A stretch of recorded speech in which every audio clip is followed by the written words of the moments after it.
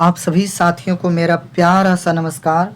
और आज से हम लोग एक नई मुहिम की शुरुआत कर रहे हैं, जिसमें आप लोग देख चुके होंगे कि हम लोग सुपर रिवीजन सीरीज स्टार्ट कर रहे हैं, जिसमें पॉलिटी कम से कम 12 से 15 क्लास में ख़त्म कर देंगे। अब आपको लगेगा कि आप 12 से 15 क्लास में ख़त्म कैसे करेंगे। ख़त्म इस प्रकार से करेंगे कि जो एनसीईआरटी का सेक्शन है, जो आपका एग्ज़ाम जेटेट हो, यूपी टेट हो, सीटेट हो या टीआरई 4.1 हो, इन सभी एग्ज़ाम को टारगेट करते हुए जो मेन बिंदु है जहाँ से बहुत ज़्यादा क्वेश्चन बनता है, हम उन्हीं सभी क्वेश्चनों को उठा करके आपके सामने लाए हैं। इस वजह से इसका नाम सुपर रिवीजन पड़ा है। 5, 10, 15 मिनट वीडियो का लेंथ होगा, इससे ज़्यादा नहीं होगा। तो चलिए हम लोग शुरुआत करते हैं आज से, और रेगुलर आपको शाम 6:35, 6:30 तक वीडियो मिल जाएगा। तो रेगुलर रूप से आप लोग जुड़े रहें। जेटेट का सारा क्वेश्चन टारगेट करेंगे हम लोग, सीटेट का सारा क्वेश्चन, यूपी टेट का सारा क्वेश्चन टारगेट करेंगे, क्योंकि प्योर एनसीईआरटी को लेकर के आगे बढ़ रहे हैं, किसी दूसरी चीज़ को नहीं। तो सबसे पहले देखिए, आज का जो विषय है हमारा वो है संविधान का विकास। हम लोग देखेंगे संविधान की शुरुआत कहाँ से हुई और कहाँ जाकर के इसका अंतिम परिणाम निकला। तो देखे होंगे आप लोग कि 1773 से हर जगह स्टार्ट होता है, और 1858 से चलते चलते ये हमारा 1947 तक पहुंचता है। कहाँ तक पहुंचता है? 1947 तक। तो देखिए, ये कुछ इमेजेस हैं आपके, जो इमेज आपके सामने लाए थे, लेकिन ये हमारे काम की नहीं, काम के यहाँ से आप देख सकते हैं कि रेगुलेटिंग एक्ट हमारा 1773 से शुरू होता है, फिर 84, फिर 1813, 1858, 1853, 1833, यहाँ से चलते चलते आपको चलना है 1947 तक हम लोग देखेंगे, और हर एक बिंदु से अच्छे अच्छे प्रश्न को देखेंगे। तो चलिए पहला हम लोग लेते हैं कि रेगुलेटिंग एक्ट 1773। इस एक्ट में संविधान से रिलेटेड कौन कौन सी बातें करी गई है। सबसे पहले कि ब्रिटिश संसद द्वारा कंपनी के कार्यों पर पहली बार नियंत्रण स्थापित किया गया। याद रखना है कि किस एक्ट में, 1773 का जो एक्ट था, उसी एक्ट में ब्रिटिश संसद द्वारा कंपनी के कार्यों पर क्या कर लिया, पूरी तरह से कंट्रोल कर लिया गया। दूसरा कहता है कि केंद्रीय प्रशासन की नींव इसी में रखी गई। केंद्रीय प्रशासन, केंद्रीय यहाँ थोड़ा सा स्पेलिंग मिस्टेक है, आप लोग देख लेंगे। केंद्रीय प्रशासन की नींव इसी में रखी गई। तीसरा पॉइंट क्या है, बंगाल के गवर्नर को गवर्नर जनरल ऑफ बंगाल घोषित किया गया। पहले governor general lord Warren Hastings थे। याद रखेंगे, सारे वे बिंदु हैं जहां से डायरेक्ट और सीधा प्रश्न बनते हैं, इसलिए आप लोग विशेष रूप से इस क्लास का रिवीजन करते रहेंगे, सारा मामला आपका यहीं से खत्म हो जाएगा।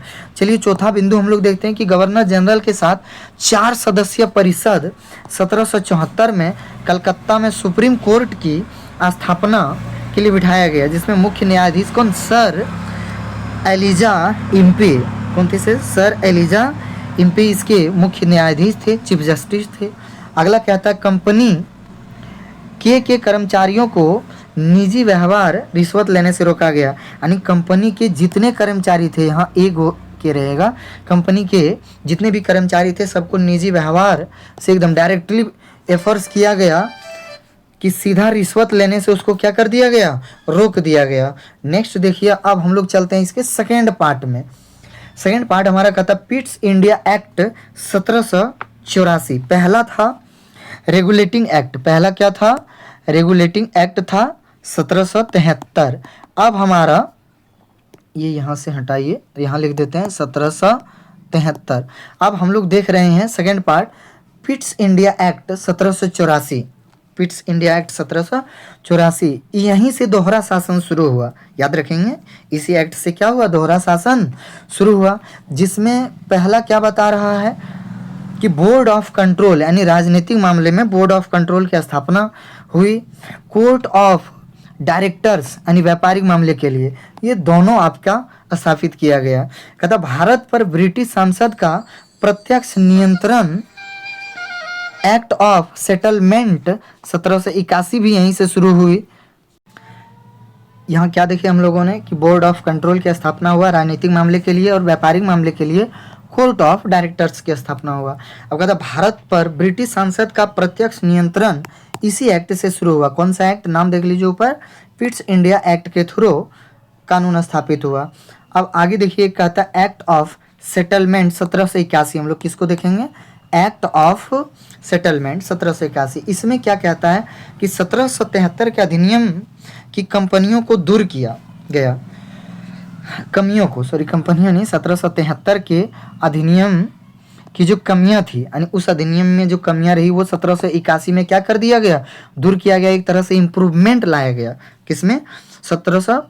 आगे देखिए, कहता है कि कलकत्ता सरकार को बंगाल, बिहार, उड़ीसा के लिए विधि निर्माण का अधिकार दिया गया। यानी इसमें मुख्य रूप से ये बिंदु बहुत ज़्यादा इंपॉर्टेंट है कि कलकत्ता सरकार को कहाँ कहाँ का अधिकार जो है किस सेटलमेंट में दिया गया।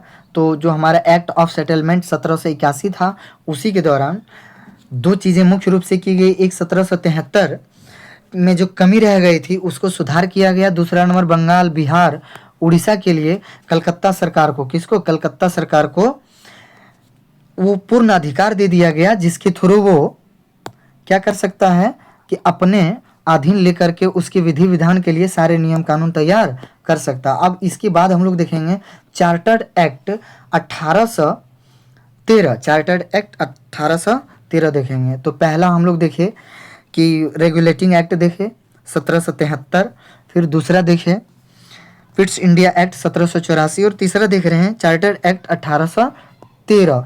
अब इसमें देखिए क्या कहता है कि कंपनी के भारत व्यापार का एकाधिकार समाप्त किया गया, यानी भारत व्यापार का एकाधिकार जो है इसी एक्ट के अंतर्गत समाप्त कर दिया गया। परंतु चीन व्यापार और चाय व्यापार, परंतु किस पर सर, चीन व्यापार और चाय व्यापार पर 20 वर्षों के लिए अधिकार बना रहा। अतः ईसाई मशीनरियों को भारत आने की अनुमति भी मिली गई इसी एक्ट के थ्रू। तब भारतीय शिक्षा के लिए प्रारंभिक राज्य जिम्मेदारी भी की भावना भी यहीं से जगी। तो ये 3-4 पॉइंट इसके बहुमूल्य थे। पहला कि चीन व्यापार और चाय व्यापार पर 20 वर्षों के लिए अधिकार बना रहा, ईसाई मशीनरियों को भारत आने की अनुमति दे गई और भारतीय शिक्षा के लिए यहाँ पर कार्य शुरू किया गया। अब तीसरा जो हम लोग चलेंगे, चौथा चार्टर्ड एक्ट 1833। ये 4 नंबर बिंदु है हमारा, चार्टर्ड एक्ट 1833। इसमें भी 4 बहुमूल्य बिंदु है कि कंपनी का व्यापारिक कार्य समाप्त हो गया। यहाँ से कंपनी द्वारा जो व्यापार किए जाते थे उसे समाप्त किया गया। दूसरा कहता है कि भारत का गवर्नर जनरल का पद सृजित हुआ। ठीक है, यहीं से गवर्नर जनरल का जो पोस्ट है उसे स्टार्ट किया गया। इसके पहले क्या कहता है कि पहले लॉर्ड विलियम बेटिंग गवर्नर बने, यानी जब गवर्नर जनरल का पद सृजित किया गया तो उस दौरान पहला जो गवर्नर है वो कौन बने, लॉर्ड विलियम बेंटिंग। कहता विधि सदस्य को परिषद में शामिल किया, जिस दौरान प्रथम मैकाले, लॉर्ड मैकाले को बनाया गया। दास प्रथा को समाप्त किया गया। इसी के दौरान याद रखना, चार्टर्ड एक्ट 1833 के दौरान दास प्रथा को समाप्त किया गया। और ये सबसे ज़्यादा बहुमूल्य है, ये सबसे ज़्यादा बहुमूल्य है, इसे याद रखेंगे। दास प्रथा को किस एक्ट के अंतर्गत समाप्त किया गया। कहता है कि 1843 में औपचारिक उन्मूलन हुआ, यानी लेकिन समाप्त किया गया 1833 में, लेकिन 43 में यानी 10 साल बाद इसको पूरी तरह से समाप्त किया गया दास प्रथा को। ये 2 बातें याद रखेंगे। आगे कहता है अगला पॉइंट कि धर्म, जन्म स्थान या रंग के आधार पर भेदभाव निषेध किया गया, यानी यहाँ भेदभाव को जो है, डिस्क्रिमिनेटिंग को खत्म किया गया। ना तो धर्म के आधार पर, जन्म स्थान के आधार पर या रंग के आधार पर आप किसी से भेदभाव नहीं कर सकते हैं।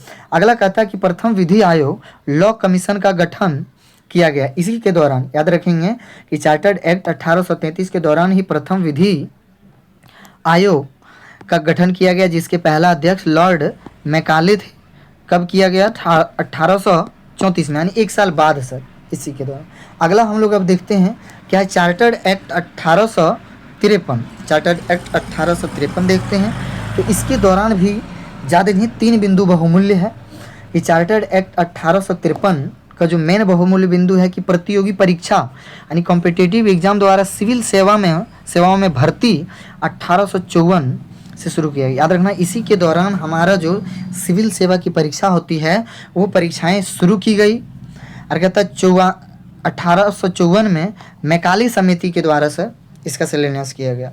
दूसरा बिंदु कहता है कि गवर्नर जनरल की विधायी और प्रशासनिक शक्तियों का पृथक्करण किया गया, यानी गवर्नर जनरल और विधायी शक्तियां जो है वो दोनों को अलग अलग किया गया।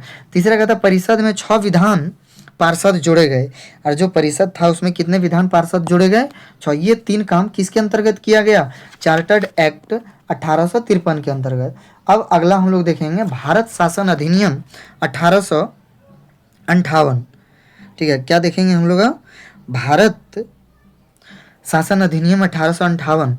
इसमें पहला बिंदु जो है कंपनी का शासन समाप्त किया, तथा भारत का शासन ब्रिटिश क्राउन के अधीन चला गया, यानी यहाँ से कंपनी का शासन समाप्त होकर के भारत का शासन पूरी तरह से किसके हैंड में चला गया?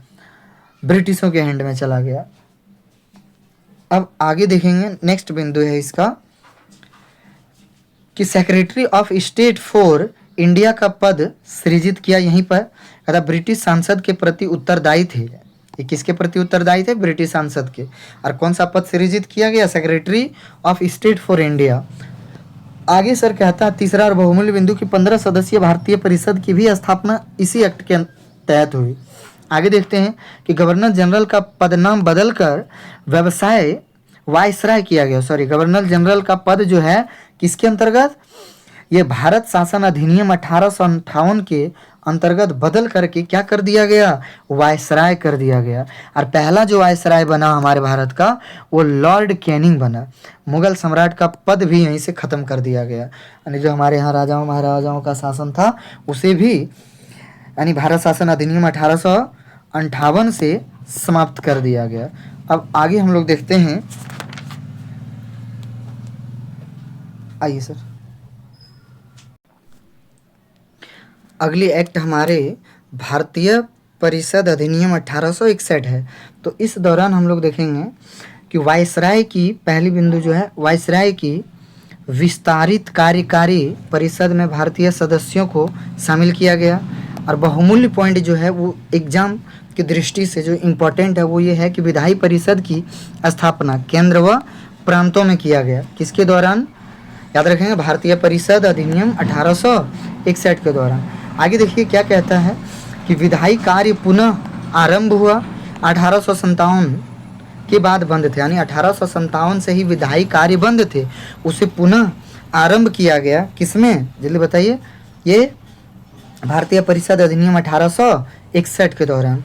अगला कहता है कि लॉर्ड कैनिंग ने भारतीयों को परिषद में नामित किया। इसी के दौरान जो लॉर्ड कैनिंग थे उसने भारतीयों को परिषद में नामित करना शुरू कर दिया। अगली बिंदु है भारत के शासन में भारतीयों की भागीदारी शुरुआत हुई, यानी भारत का जो प्रशासनिक व्यवस्था था उसमें भारतीयों की भी भागीदारी यहीं से शुरू हुई।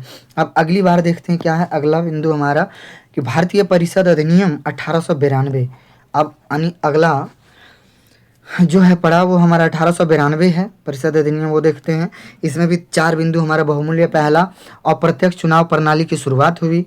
दूसरा कहता परिषदों को बजट पर बहस और प्रश्न पूछने का अधिकार मिला गया। ये सबसे ज़्यादा इम्पोर्टेंट है कि परिषदों को बजट पर सवाल पूछने और बहस करने की अनुमति कब मिली? तो भारतीय परिषद अधिनियम 1892 से। तीसरा कहता है कि परिषद सदस्यों की संख्या बढ़ाई गई, यानी परिषद में सदस्यों की संख्या क्या कर दी गई? बढ़ा दी गई। और अंतिम है भारत में प्रतिनिधि शासन के बीज पड़े, यानी यहीं से भारत में प्रतिनिधि शासन की शुरुआत हुई। अब अगला पार्ट हमारे सामने है परिषद अधिनियम 1909। तो चलिए देखिए, कहता है कि परिषद अधिनियम, भारतीय परिषद अधिनियम 1909 में 4-5 बिंदु है बहुमूल्य। पहला, मुसलमानों के लिए पृथक निर्वाचन की शुरुआत किया गया। कहता भारतीयों को भारत सचिव व गवर्नर जनरल की परिषद में शामिल किया गया। कहता सत्येंद्र प्रसाद सिन्हा वायसराय की कार्यकारिणी परिषद में पहले भारतीय सदस्य बने। अगला कहता केंद्रीय और प्रांतीय परिषदों को बजट पर बहस मत देने का अधिकार मिला। और अंत में है कि भारत में सांप्रदायिक राजनीति की शुरुआत हुई। यहीं से जो है ये सबसे बहुमूल्य लाइन है कि भारत में सांप्रदायिक जो है राजनीति की शुरुआत किस अधिनियम से हुई थी? याद रखेंगे 1909 के अधिनियम से। कब? 1909 के अधिनियम से। अगला देखो शासन अधिनियम 1919। तो शासन अधिनियम 1919 में कौन कौन सा बहुमूल्य बिंदु है? पहला कहता है सर कि द्विसदनीय विधानमंडल की स्थापना हुई। पहला एक राज्य परिषद 60 सदस्य का और दूसरा केंद्रीय विधानसभा 144 सदस्य। याद रखेंगे ये सबसे बहुमूल्य है कि द्विसदनीय विधानमंडल की स्थापना किस अधिनियम से हुई, तो 1919 से। अगला कथा, प्रांतों में द्वैध शासन प्रणाली लागू कर दिया गया। आरक्षित विषय एवं हस्तांतरित विषयों में विभाजन, लोक सेवा आयोग के गठन का प्रावधान मिला, जिसकी स्थापना कब हुई, 1926 में। कहता मल्ला आयोग की सिफारिश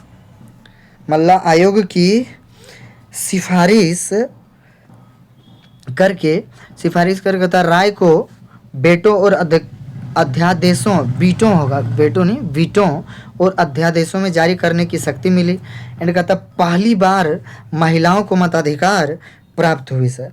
यानी यहाँ से याद रखना है कि मल्ला आयोग की सिफारिश पर, ठीक है, मल्ला आयोग की सिफारिश पर जो है हाँ वीटो और अध्यादेश जारी करने की शक्ति मिली। और लेकिन सबसे ज़्यादा जो जरूरी है, जहाँ से वीवीआई या मोस्ट वीवीआई हम लोग बोल सकते हैं या मोस्ट इम्पोर्टेंट बोल सकते हैं, वो यही लाइन है कि महिलाओं को मताधिकार प्राप्त कहाँ से हुआ, किस गठन से, तो 1919 के अधिनियम से। अगला देखिए भारत शासन अधिनियम 1935। चलिए अब खत्म होने वाला है। कहता अब तक का सबसे विस्तृत अधिनियम 321 अनुच्छेद दिया गया। यानी अब तक का जो सबसे बड़ा सबसे विस्तृत अधिनियम है यही है। इसमें 321 अनुच्छेद 10 अनुसूचियां शामिल किया गया। अनुच्छेद कितना, 321 और अनुसूचियां 10। मतलब भारत में एक संघीय शासन की परिकल्पना ब्रिटिश प्रांत प्लस रियायतों को लेकर के किया गया, रियासतों को। कहता प्रांतीय स्वायत्ता 1937 से लागू हुई। प्रांतीय स्वायत्ता कब से लागू हुई, 37 से। कहता द्वैध शासन समाप्त प्रांतों में अब पूरी उत्तरदायी सरकार की, यानी जो द्वैध शासन था उसे समाप्त कर दिया गया। अब पूरा उत्तरदायी किसके ऊपर हो गया, सरकार के ऊपर। संघीय न्यायालय की स्थापना कब हुई, 1937 में। इसी में कहता है reserve bank of India RBI की स्थापना 1 अप्रैल 1935 से हुई। याद रखना है कि आरबीआई की स्थापना 1 अप्रैल 1935 को जो हुई वो किस अधिनियम के तहत, तो याद रखेंगे 1935 के अधिनियम। कहता लोक सेवा आयोग, प्रांतीय सेवा आयोग और संयुक्त सेवा आयोग की स्थापना भी इसी के दौरान हुई। अब चलिए अंतिम, भारत स्वतंत्रता अधिनियम 1947। ये भी मोस्ट इंपॉर्टेंट है, जरा देखते हैं इसको। इसमें भी हमारे पास 4 बहुमूल्य बिंदु है। कहता भारत और पाकिस्तान 2 स्वतंत्र संप्रभु राष्ट्र बने इसी के दौरान, किसके, कि स्वतंत्रता अधिनियम 1947 से। दूसरा कहता है ब्रिटिश शासन और भारत सचिव का पद समाप्त कर दिया। यानी ब्रिटिश शासन का और भारतीय सचिव का पद इसमें क्या कर दिया है, समाप्त। कहता प्रत्येक देश के लिए अलग संविधान सभा गठित किया गया यहीं पर। अगला कहता है कि वायसराय का पद समाप्त कर दिया गया, अब गवर्नर जनरल बना। यानी फिर से पुनः वायसराय को खत्म करके गवर्नर जनरल का पद लाया गया। भारत का जो पहला गवर्नर जनरल हुआ वो लॉर्ड माउंट बेटन हुआ। इस चीज को याद रखेंगे, ठीक है। और इसी दौरान जो है पाकिस्तान का जो हैंड मिला वो लॉर्ड अली जिन्ना है। इसमें थोड़ा सट गया है, यहाँ याद रखेंगे कि लॉर्ड माउंट बेटन है। कौन है, लॉर्ड माउंट बेटन। और पाकिस्तान का जो ये नेतृत्व कर रहे थे वो मोहम्मद अली जिन्ना थे। और यहीं से हमारा संविधान सभा का गठित हुआ, हमारे भारत के लिए संविधान लिखा गया और हमें एक संपूर्ण रूप से गणतंत्र बनाने की ओर अग्रसर हुए। वहीं से शुरुआत हुआ हमारा कि जो स्वतंत्रता है वो स्वतंत्रता पर राज्य करने के लिए।